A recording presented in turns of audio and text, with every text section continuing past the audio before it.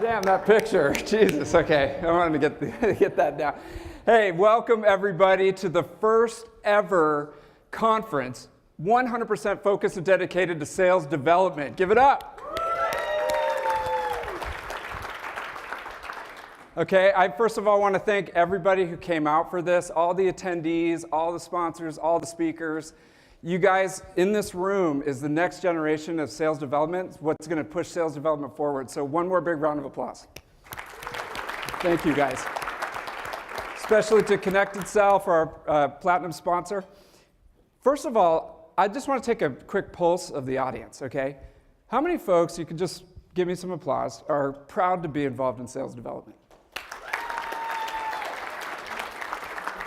That's amazing. That's amazing. I was very impressed with that, actually. I was expecting sort of a smattering of applause, but that's a great reaction. And that reaction right there is exactly why I put this conference on today. Because I think we need to stand up, be proud about what we're doing, and push this practice forward as a group, as a community today and moving forward. And that's why I wanted to bring everybody into a room. So be sure to meet everybody that's here today. Walk around, introduce yourself, sign up for the Connection social network app that we have at the Reg table. Meet everybody, because that network is what's going to grow and push your career forward as well as a sales development leader. So very quickly, I just want to get the hell out of the way and let the sponsors and let the speakers go in and do their thing. Get you guys all the information that you need to become more successful. But I just wanted to go through 3 quick points of why I wanted to put this conference together. Number 1, sales is the lifeblood of business. I'm pointing to him. I'm not used to using all these things. Thing number 1, we all agree sales is the lifeblood of business. And my good friend Lars Nielsen put it best when he said that the hardest part about closing a deal is actually finding it. Right? People are overwhelmed today with different stimuli and media and attention grabbing, and just finding a deal is becoming harder and harder. And basically, without sales, companies wither up and die. Obviously, we see huge failures happening because they're just not making enough money, right? And in order to get sales, what do you need to have? Pipeline. You have to have sales pipeline, 3x, 4x pipeline, right? In order to get that pipeline, what do you need to have? Appointments, sales appointments, appointments with prospects. You need to get in front of prospects, whether it's over the phone, whether it's on chat, whether it's on email, whether it's at events like this. You got to get in front of people, right? And so if sales is the lifeblood of business, and you need pipeline to grow sales, and you need appointments to grow that pipeline, that's where we come in right here.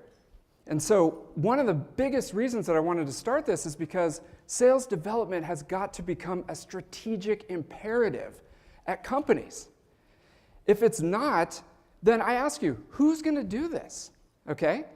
If not sales development, who's going to get in front of these people and set the appointments? Is it going to be marketing? Maybe. Is it going to be the sales team? Perhaps. They'd rather probably close deals. Is it going to be the owner of the company? I don't know.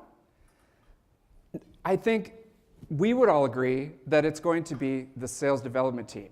And so, we are a strategic imperative at companies, and we need to hold ourselves and be proud of ourselves to be that strategic imperative.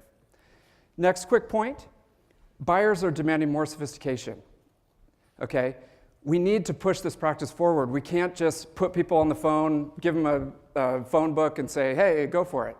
Anybody remember a phone book? I didn't think so. Okay. Today it's the equivalent of, put them up to a sales automation system, go for it. No, we've got to get better at recruiting folks getting into sales development. We've got to get better at training. We've got to get better at leadership. And we have to get better at positioning ourselves within the company to say, hey, look, sales is the lifeblood of business. We need sales. We have to invest and focus on sales development and increase the sophistication of our team so that we can get in front of these buyers. And you can see, sales development is kind of seen as a bus stop at a lot of companies, where you just go, you go there for 6 months, and then you hopefully get promoted. it should no longer, in my view, be looked at as a bus stop. I think that there's a career there. I love lifer SDRs. If somebody's kicking out appointments, that's pipeline. That's revenue. I love it. Anybody in this room should be able to become a VP of sales development or a chief sales development officer and report directly to the CEO.